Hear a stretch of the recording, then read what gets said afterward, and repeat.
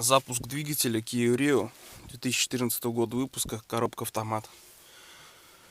На улице минус 17 примерно.